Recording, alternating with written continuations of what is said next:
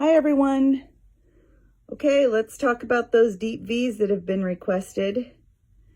I'm going to show you two different methods today. One is the if you get really lucky one, and the other one is if you goof it up a little and have to try to fix it one.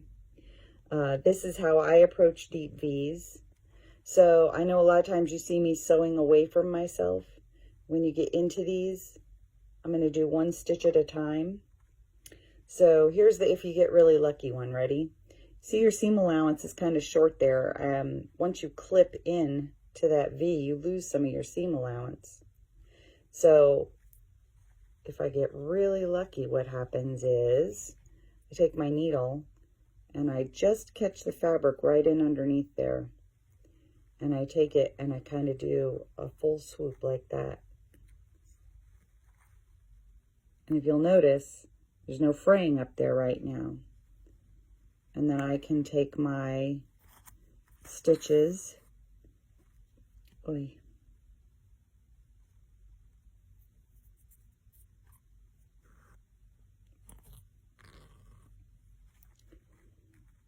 in. I'm going to sew right up to when I get into the V. And then I'll stop doing that and do one stitch at a time because I creased it really well with my fingernail. All right, so now I'm here. And this last stitch I'm going to take, if you can see where my needle's coming out, it's coming out just on the inside of the trace line. So basically like one stitch past. And then I can turn this. And when I turn it, I'm ready to come out. Now again, narrow seam allowance. So what I'm going to do is I'm going to take my needle and use it up here and start to pull this around the way I want it to go, using the back of the needle as a fulcrum, sort of, against my nail, that then I can go in and use the needle to swoop around. And once I've done that, this is where I'm going to take that one stitch right into the V.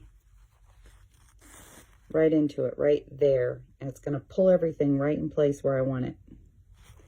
And then once I've done that, I should be able to just stitch right up out of it.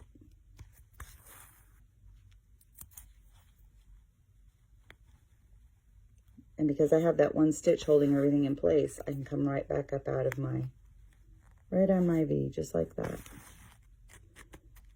This is a tricky one to film for all of you.